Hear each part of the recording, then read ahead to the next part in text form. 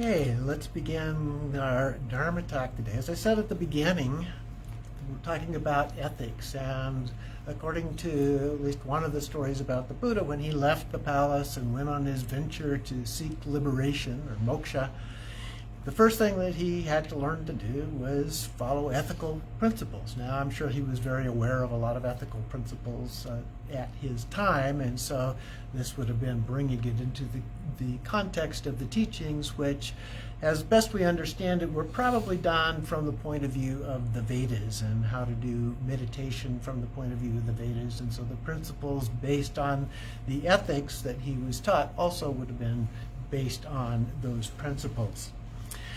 And so after he had done that and he worked through the meditation and was dissatisfied with the two teachers, he went to one, then went to another, and was dissatisfied. Then he went out with 5 other individuals to practice on their own and practice in what is referred to as the Shramana movement. And there were, we know, of at least 6 different leaders of the Shramana movement at the time of the Buddha. There may have been many more. But it was a very popular kind of a movement for people interested because the Vedas had kind of fallen into dissatisfaction among the population. And so this was a time when new things were coming up. And so this movement, which is an ascetic movement, and they have things in common, but they also have unique features among these different movements. But that's what the Buddha practiced for a period of about 6 years. And he was dissatisfied with that as well, almost died from one of the versions of this extreme asceticism is fasting, extreme fasting. And so he almost died from that. But we are told that he was given different versions of the story, but he was given some rice milk and he ate that and began to recover and then went out on his own, sat under the Bodhi tree and attained enlightenment. But ethics also became a very important part of his teachings as he went through that. So that's what we want to look at. His first teaching was, of course, the Four Noble Truths. So the first one is the truth of suffering, or dukkha, which is also more broadly explained as discontent. And in the medical model that we sometimes use, that the Buddha may have used in his own time, that refers to the symptoms. Something's wrong here. What's going on? We need to do something about this illness. And so in Buddhist perspective, that can be things like unhappiness or dissatisfaction or pain or anxiety and so forth. Those kind of things that we typically experience, at least to some degree, in our life. So the second truth had to do with delusion, or a lot of times we use the word ignorance in translations these days, of the true nature of things. What is the true nature of things? And this refers to the causes in the medical model. What is causing all this sense of dissatisfaction? And so these are various lists of things like fetters and kleshas and poisons and so forth. There's a lot of lists, and we'll look at some of those here in a little bit. The third one is liberation, or we often call it enlightenment, moksha, the liberation that the Buddha was seeking, awakening, realization, or other terms that are sometimes used for this. But this in the medical model means there's a cure for this. We can cure this. There is a way out. And that was the enlightenment of the Buddha, was he said, I have found the way out. I have found liberation. And so he was beginning to teach what he learned about how to do that. And then the fourth one was how to do that. That's the treatment. And that's the Noble Eightfold Path. And so there are things that he taught over time than just that path. But the Four Noble Truths, including that path, are the heart essence of everything that he teaches. And you can go back from almost any teaching and you can go back and see where it fits into that basic model of the Four Noble Truths. So, the problem. What is the problem? Well, it's all of these fetters and so forth that go on in our lives. The fetters actually translated is something like chains or bonds that shackle us into shackle beings into samsara, life on this planet or the world of suffering, if you will. And so we're trying to cut through those chains, get rid of those chains that bind us in this, and so that we become liberated from those chains. We become liberated from samsara. And like I mentioned, there's a lot of different lists, and so I want to look just a few of the main ones. One of those, there's only 3 objects in that, although it gets a little more complicated than just a simple 3. But the 3 are wrong view, and the second one is doubt, and the third one is attachment to rites and rituals. So let's look at each of those in a little bit more depth. The first one, wrong view, has 2 parts. One is a belief in a permanent identity or soul. And we've talked about that before. The Buddha taught anatman as opposed to atman. Atman was the idea of a soul that was permanent and continued on forever and ever. But he said, no, I can't find that anywhere. And so anatman, that there isn't any. So that would be a wrong view to believe that that was the case. Later on, he added in not just the idea of a soul, but self. Like many words, atman can be used with 2 different meanings, one of them being a soul, one of them being self. And so he taught in both of those versions. It doesn't mean that he didn't use the word self in a normal way that we might talk about ourselves.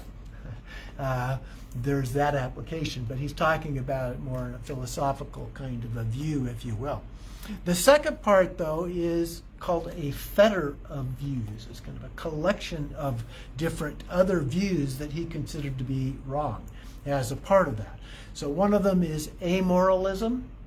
That is, there's no reward or punishment for anything you do. You just do. And then fatalism, everything's predestined. We have no control, no choice in the matter. And then materialism, or sometimes we refer to it as hedonism. You live for pleasure, pure pleasure. And then eternalism, the idea of the eternal soul that we mentioned. And then the 5th one is avoiding all forms of evil. And this carries on into things like extreme self-inflicted punishments. Sometimes we think of some of the extremes that were carried out by people in the Catholic tradition, but it's also carried out in some of those Shramana movement things, like the fasting that I already mentioned, and also pain. Jainism is known for some of these. Jainism is a form of the Shramana movement, as is Buddhism, but again, modified. So like I said, there's different forms of that. And then the last one is agnosticism, or suspension of any judgment about right, wrong, or anything like that. So those are what he considered to be wrong views. The doubt, the second one that I mentioned, was doubt about the Buddha's teachings. If we doubt the teachings, then they're not going to benefit us. So we have to trust, especially in the beginning. We have to just make a choice. We have to trust. And then as we practice, we do the things. And the Buddha said it's like a goldsmith taking gold, and before they just take the gold or buy the gold from somebody, offering it to them, they test it out. They burn it, they rub it, and so forth, scratch it, to make sure it is really gold in the first place, and then secondly, the quality of the gold before they decide how much to offer to pay. Well, he said we need to do the same thing with the teachings. We may have some doubts, but we need to at least try them out and do it for a while and see if it works for us or not.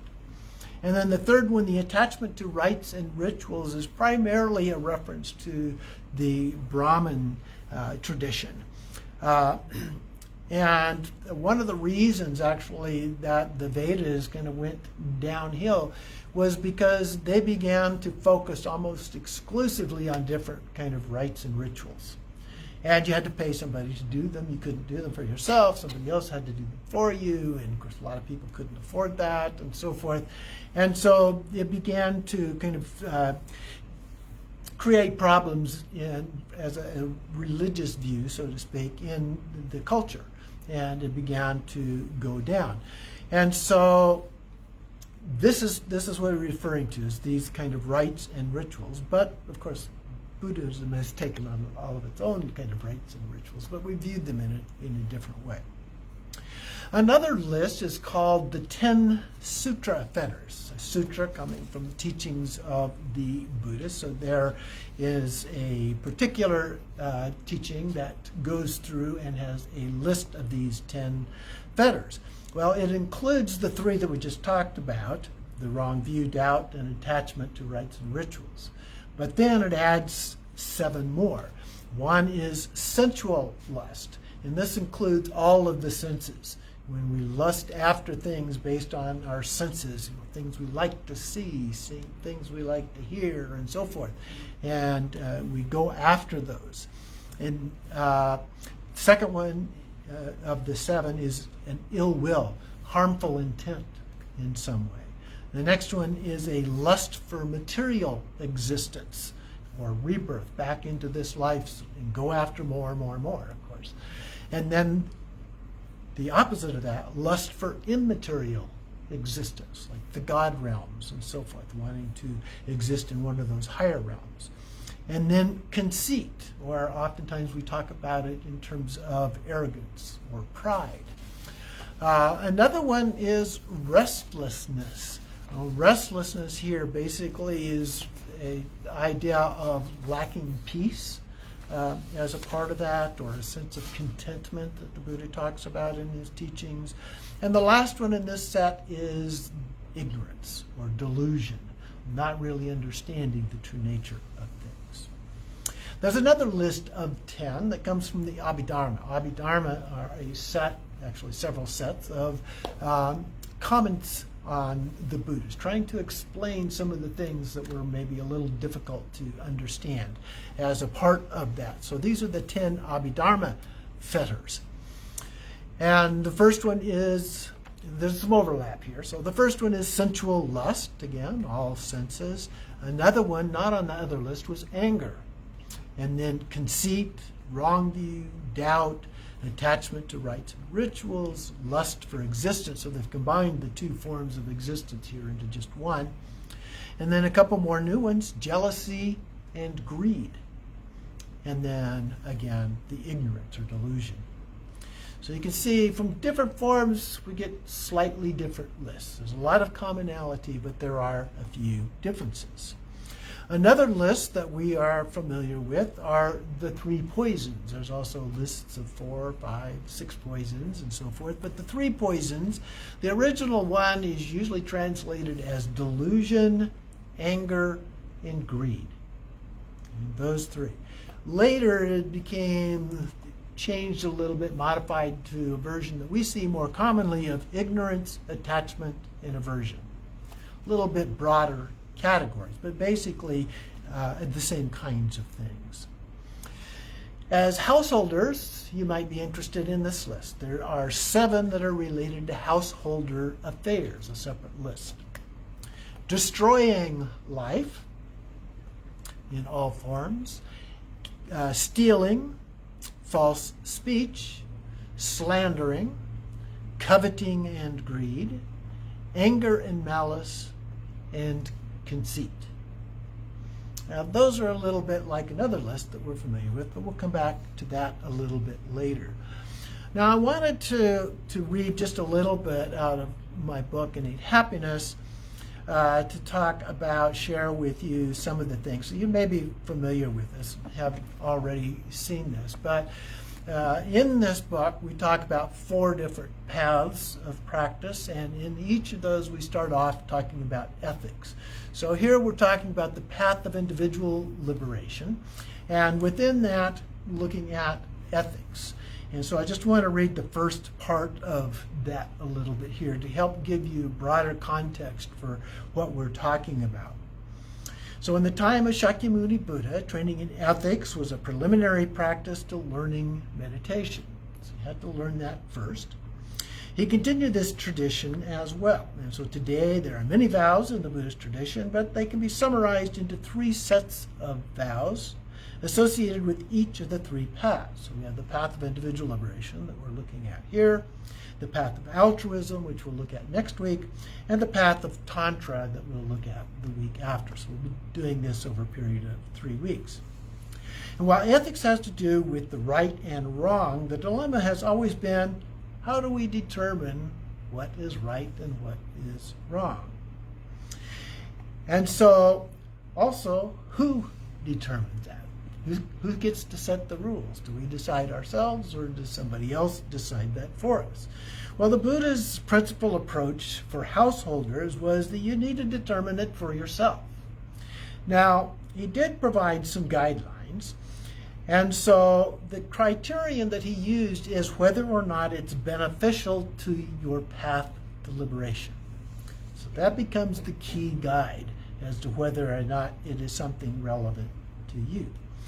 Now, His Holiness the Dalai Lama summarizes these 3 vows this way: do good, or at least do no harm. So that's a good way to think about it. It's an easy way to think about it. It's easy to remember, and it helps us as a guide to understanding what we do or choose to do or not do. The second one is to engage in altruistic intention and action. So we might say do good, or at least do no harm, for the benefit of all beings. So we sometimes recite it that way. And the third one, referring to Tantra, is to maintain pure view. So I'm not going to try and go into that one right now. We'll come back to that one in a couple of weeks. So when you're having some difficulty trying to determine what is right action to do, there are some more specific guidelines here. And these are some of these lists that we've been talking about as a part of that. Now, one of the things that can be helpful to us, and you've heard me mention this before, is another set of guidelines called the 4 reliances. And so as we're looking at any of these sets of guidelines and trying to figure out how to apply them into our own lives, it can be very helpful to us to just review these 4 reliances, because they're guidelines to everything that we do in practice. And so the first one is about the guiding, relying on the teacher, not the teaching, and then relying on the meaning and not the words of the teaching. And then the definitive meaning, or the absolute nature of things, not the provisional or relative nature of things.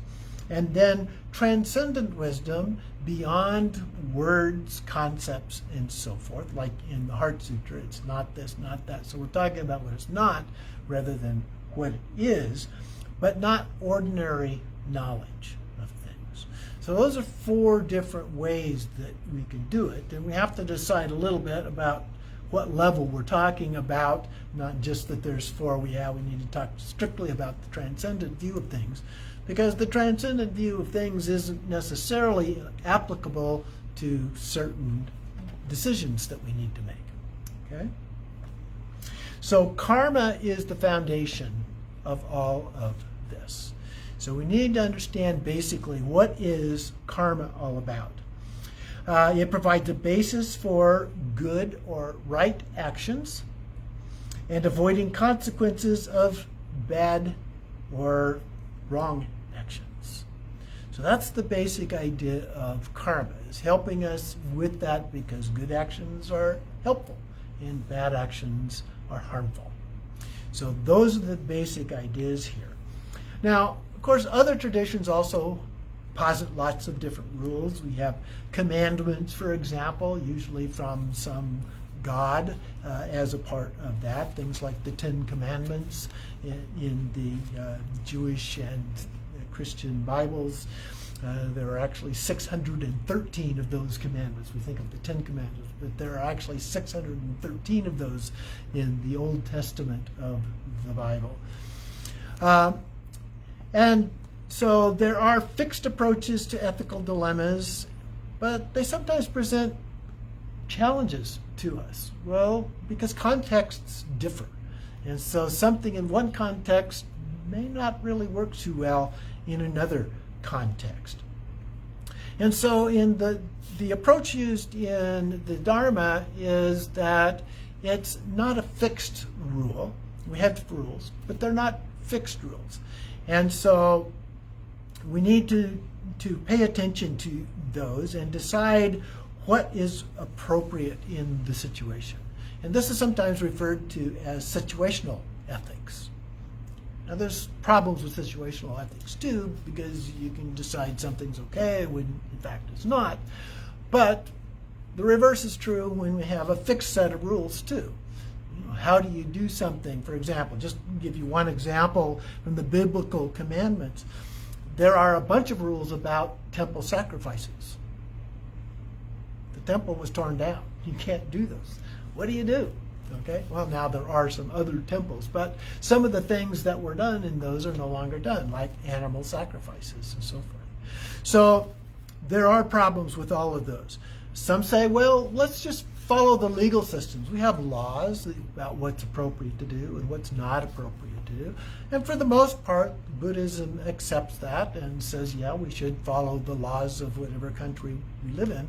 But there are also laws that are unjust.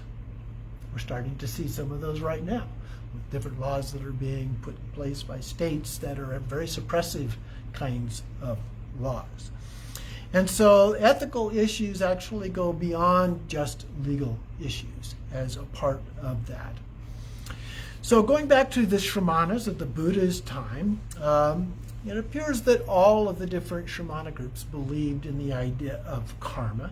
Karma literally means action, and it refers to cause and effect. Action has a result. And so the theory is there's this direct connection. However, it does not seem to explain why bad things happen to good people or good things happen to bad people. Okay? That's always an ethical issue. How does that happen? Somebody that is so good and yet something bad happens to them. That just doesn't seem right. Okay? Or the reverse of that as well. Well, in Buddhism, it began to be viewed as a seed. So the karma was viewed as a seed. And we know that a seed can exist for a long period of time without actually manifesting. We can have a bag of seeds and we keep it from one year to the next and then we plant the seeds. Or we could keep it for several years and plant it. We have even discovered ancient seeds that they could plant and they have grown. And so you can plant those seeds, and that was the idea. You can plant the seeds in alaya consciousness. Alaya consciousness is the storehouse consciousness. It's like a grain bin, okay? We store them all away until the circumstances arise in which they manifest. Okay? So that's the basic idea behind this.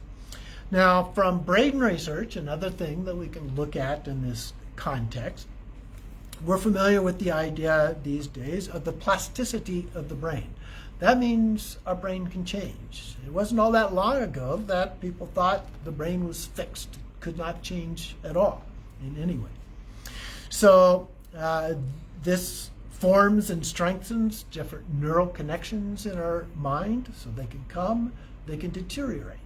And we can re-strengthen ones, we can add new ones as a part of that. And these happen through our different words, our thoughts, our deeds. And so the law of karma, though, goes a little bit beyond all of this. And in addition to the alaya consciousness, the seeds, and so forth, it also refers to reincarnation. So when we talk about seeds and being able to replant those seeds, you got to have somewhere to do that. Now, it can happen in this lifetime, but how does that explain bad things that happen to good people? It doesn't, okay? Or why do good things happen to bad people? It doesn't. So reincarnation is a way of being able to explain this, because those seeds carry on, both good and bad, carry on into another lifetime. And then as we're reborn in this other life, the seeds are transmitted into our consciousness and remain there, and that is what is transmitted into this next lifetime. And some or all of them may manifest in that next lifetime. So even though we were a really good person in this lifetime, Maybe we burned up all of our good karma, and in our next lifetime there's some bad karma still out there that needs to be burned up.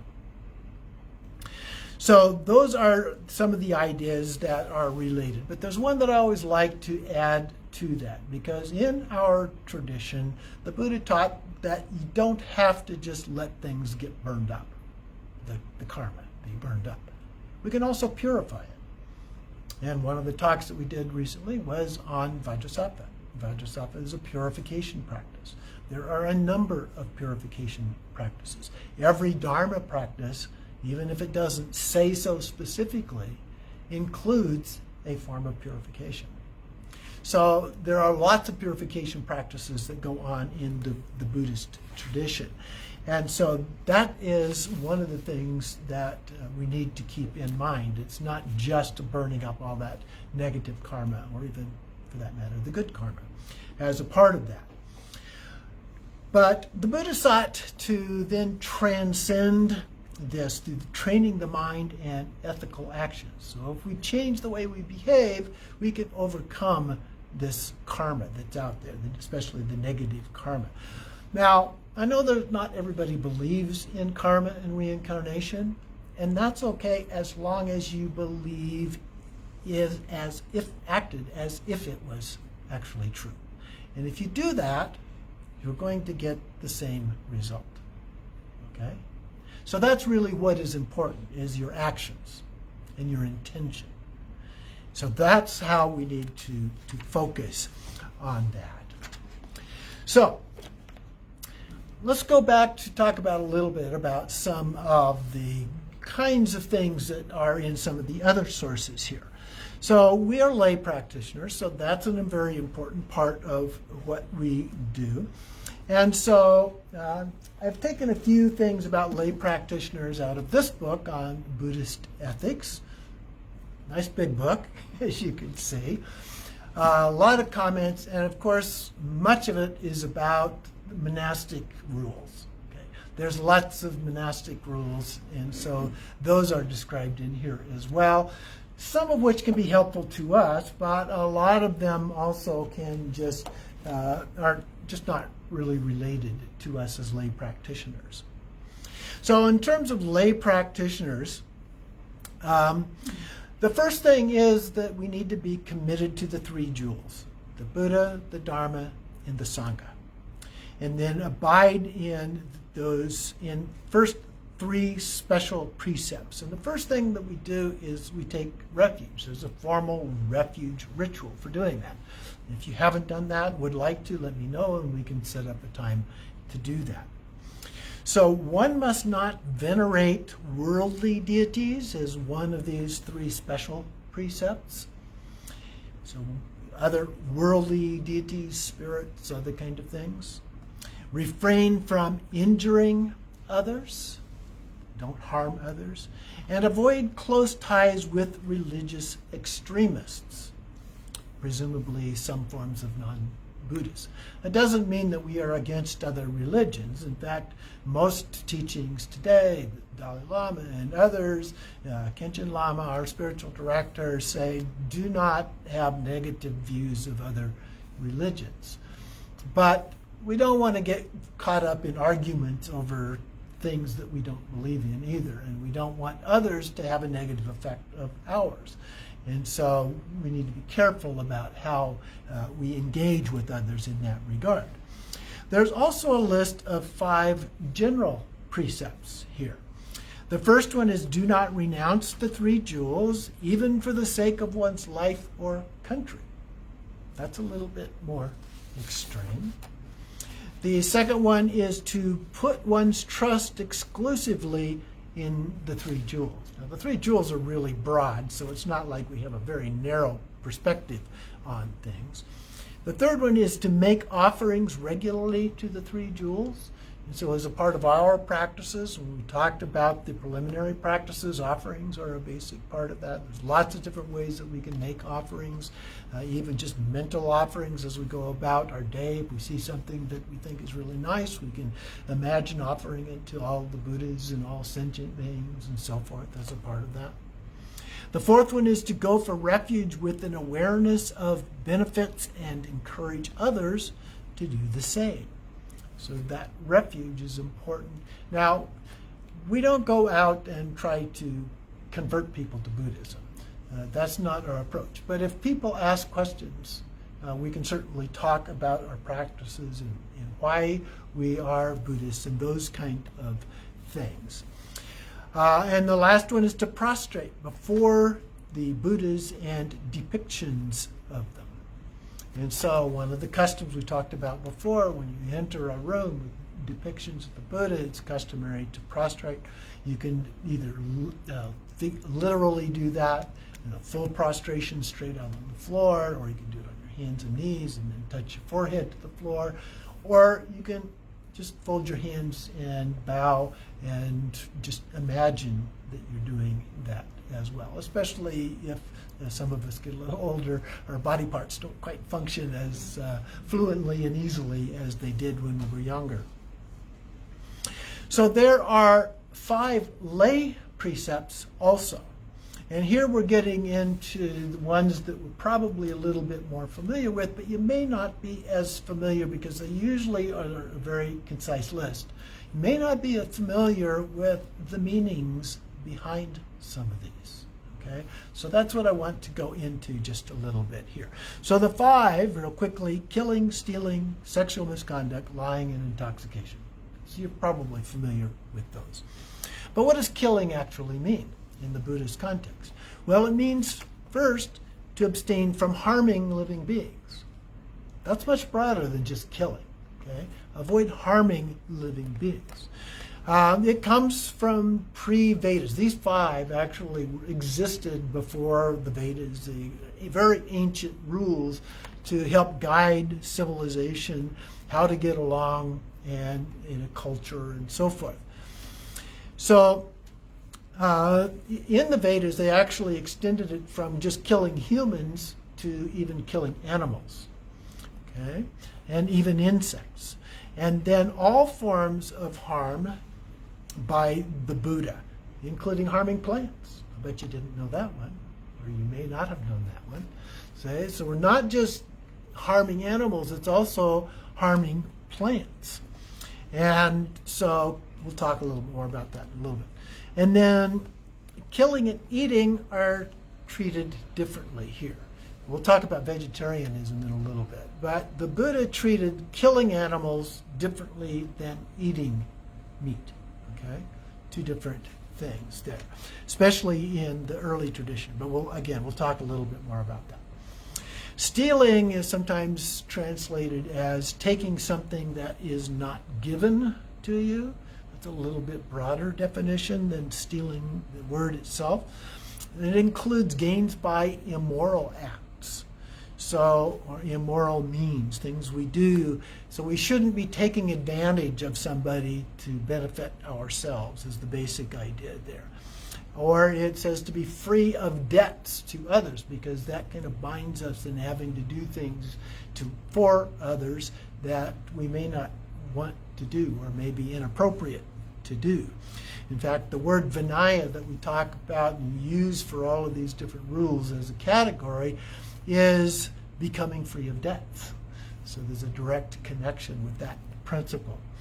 The third one is sexual misconduct, which originally referred to adultery, as best we know.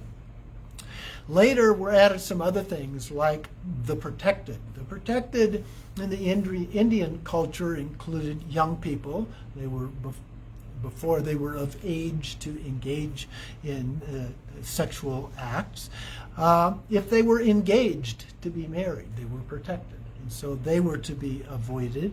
If they were disabled, there are other kinds of things like that. Pretty common sense for the most part, especially in a cultural environment. Other things like rape, sexual abuse or manipulation, other related laws, the laws of the land, so to speak, were also considered to be in there. And do not overindulge in all sense pleasures. So this became expanded way beyond just sex to sense pleasures. Okay? Don't overindulge. Doesn't mean you can't enjoy them in moderation, but don't overindulge in sense pleasures of various kinds, but rather follow a path of moderation, like the middle way. The fourth one, lying, includes all abuses of speech, not just telling an untruth, but harsh speech, slandering, gossip that will harm oneself and others, those kinds of things. The last one, intoxication, originally referred to just alcohol, but was expanded to include other kinds of drugs. Drugs are not new to our culture. They were around in ancient times as well. And so the Buddhist text actually reads excess greed. Okay? So it's not actually talking about alcohol or drugs per se, but greed. Avoiding the mindset of getting intoxicated by alcohol, drugs, money, power, etc. Okay? So it's a much broader form of intoxication, if you will, than just alcohol or even alcohol and drugs as a part of that. So over time, we're expected to then expand our scope and understand with a deeper level of insight until they're no longer just a set of rules, but a moral way to live. For example, stop thinking of an animal as just a thing. There are consequences for our actions. And so that's the idea. We don't think just of the actions, but there are consequences for these actions. So we need to pay attention to that. Some people go the other way, to extremes. For example, thinking of a spider as the same as a human. They're not. And unintentional killing is not a violation. If you accidentally killed a spider when you were sweeping up, that's not a violation. But do avoid killing for pleasure. Things like hunting and fishing, for example, would be intentional forms. Unless, I guess, you're catch and release type of fishing. Just follow the rules is not enough. One must practice and train the mind. That's where our meditation and contemplation comes into the scene. So ethics are about purifying one's mind to gain wisdom. Okay? So it's not just do right or wrong. There may be some karma, but we're trying to get further. We're trying to get beyond that. We're trying to attain a level of wisdom. So compassion, mindfulness, and awareness are all essential as a part of this. Now here's something else that you might find rather interesting. There are 5 types of lay practitioners. And there's 2 ways to look at this list. The first one abstains from murder or killing. The second one is someone who does the first and then adds the second one, which one abstains also from stealing. The third one is one also abstains from lying. So this is kind of a building list. One abstains also from sexual misconduct. And finally, one abstains from all 5. The second approach, instead of this sequential approach, is you just pick the ones from the list that you're willing to take vows to follow, and leave the other ones. There is another version here, or addition in some lists, called the celibate lay practitioner. Now, monks and nuns take vows of celibacy, but typically lay practitioners don't. But there are a few who do, and so they're called a celibate lay practitioner. So they renounce all sexual intercourse. Some say it is no longer a lay practitioner if you do this, but they also say you're not a renunciate, a nun or a monk. So you're kind of in limbo in between those 2 categories. There's no category other than just that label of a celibate lay practitioner. So the first vow basically is do good or at least do no harm.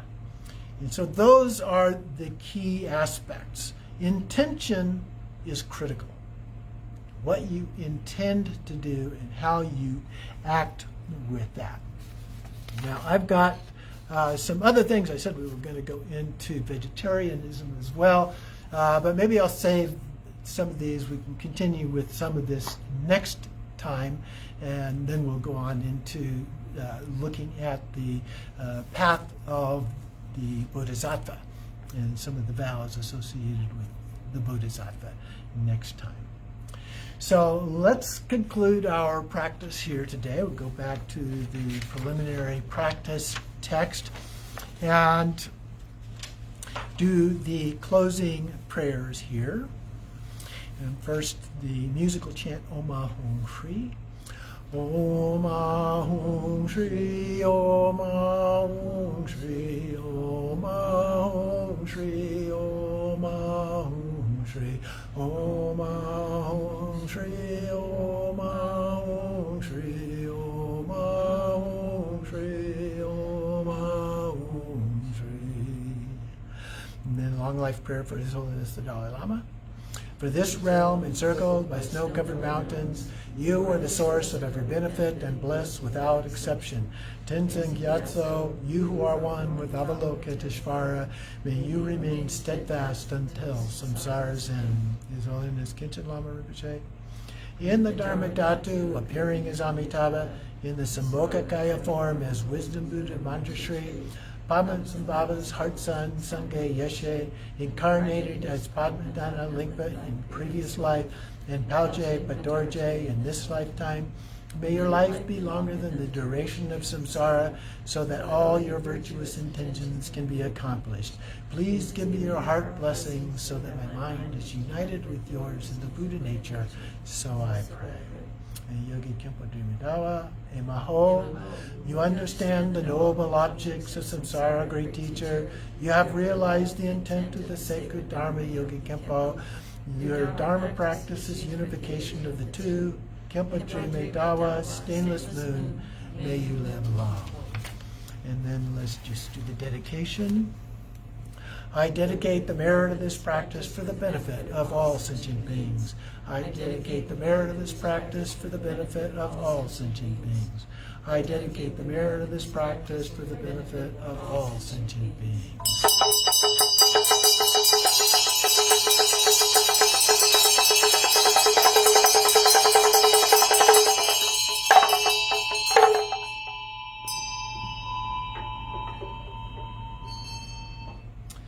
Thank you for sharing with us today, and those of you online or that watch the recording of this later, our regular schedule still applies, and so we'll be doing this again next week. As I said, we'll continue a little bit of additional information for you related to the ethical aspirations, and then we'll continue on in terms of the Bodhisattva vows. We also have Wednesday practice, and this week is a new month, and so we're starting over again with our White Tar practice at 6 o'clock, so please join us for that, Pacific Daylight or Tucson time. And then we will, we're continuing our class, the 7th of the Essentials class on the Dzogchen tradition, and we'll be starting up number 8 later this month as a part of that. So those are the main things that we have going on now. Thank you once again for coming. Please abide softly and deeply and pure awareness with loving kindness and compassion for all beings, always and always. Thank you so much, Khenpo. Thank you. You're welcome. Wonderful teaching. Yes.